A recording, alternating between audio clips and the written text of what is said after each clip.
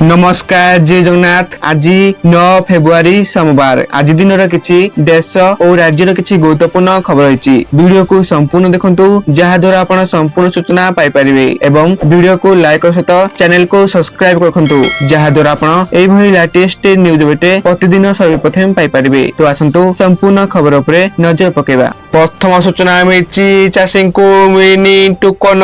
नुआपड़ा जिले में किसी चाषी टोकन मिलुथिबा जोगु चाषी मध्य तीव्र असंतोष प्रकाश पाई।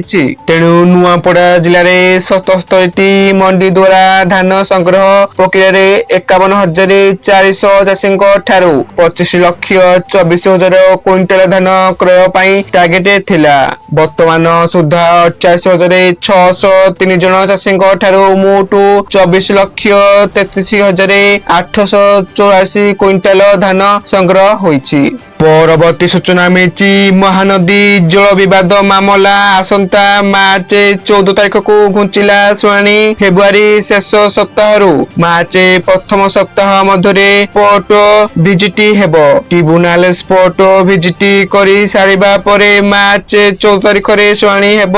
एप्रिल 13 तारिख रे ट्रिब्यूनाल अवधि शेष हेबाको जाउछि। परवर्ती सूचना मिली केंद्र सरकार को श्रमिक विरोधी नीति को आउ बदास करी हेबनी। 4 श्रमिक कोड रद्द विहन बिल 2025 रद्द बिजुली संशोधन बिल 2025 रद्द बीबी रामजी आईन रद्द न कले सारा देश में निया जलिब। आसंता 12 रे देशव्यापी साधारण धर्मघट डाकरा देछि। CITU समेत समग्र देशर प्रमुख 10टी केंद्रीय ट्रेड यूनियन एवं बैंक बीमा केंद्र राज्य सरकारी कर्मचारी संगठन समूह एही दिन ओडिशार दुबई आंदोलन कराजिबो बोली सिटू राज्य संपादक मंडली बैठक रे निष्पत्ति निया जायछि।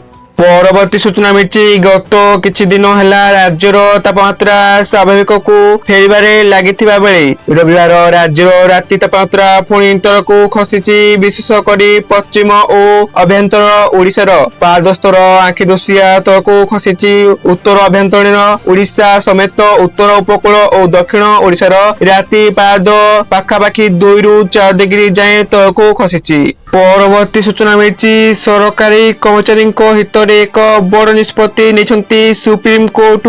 बाकी थिबा महंगा भत्ता डीए देय संपर्कित मामलार शुणाणी करी सुप्रीम कोर्ट ममता बनर्जी सरकार को निर्देश देछंती जे बकिया डीए रो 25% राशि 6 मार्च मध्य कर्मचारी को प्रदान कर जाऊ। यह सो बाकी महंगा भत्ता किभली और केते किस्ती रे दिया जिवो सेथि पई सुप्रीम कोर्ट पूर्वतन जज इंदु मल्होत्रा अध्यक्षतार एक कमिटी गठन करछंती। सुप्रीम कोर्ट एही राय राज्यर लक्षाधिक कर्मचारी एक बड़ आश्वस्ति। परवर्ती सूचना मिली चलित वर्ष वार्षिक उच्च माध्यमिक परीक्षा आसंता फेब्रुआरी 18 तारिख एवं वार्षिक माध्यमिक परीक्षा समेत राज्य मुक्त विद्यालय सर्टिफिकेट एवं मध्यमा परीक्षा फेब्रुआरी 19 रु अनुष्ठित हेब।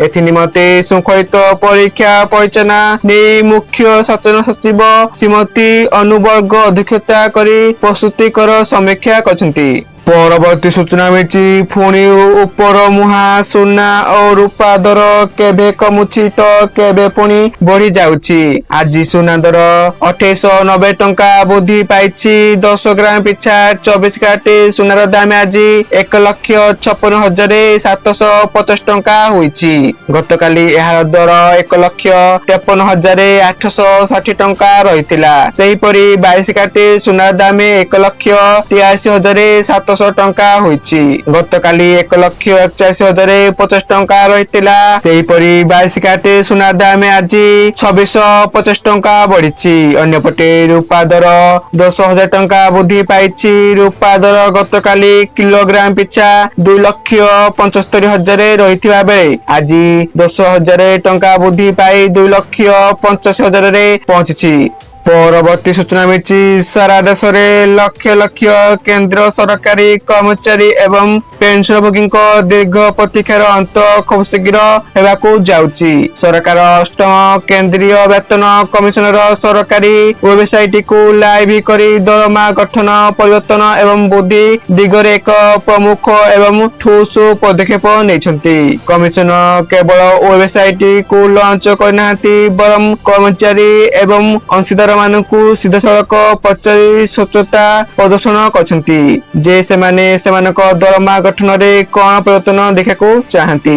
ପରବର୍ତ୍ତୀ ସୂଚନା ମିଳିଛି ଭୁବନେଶ୍ୱର, କଟକ, ପୁରୀ, ପାରାଦୀପ ଅର୍ଥନୈତିକ ଅଞ୍ଚଳ ବା BCPPER ପାଇଁ ଏକ ଅର୍ଥନୈତିକ ଯୋଜନାର ଇକୋନୋମିକ ପ୍ଲାନ ଶୁଭାରମ୍ଭ କରିଛନ୍ତି।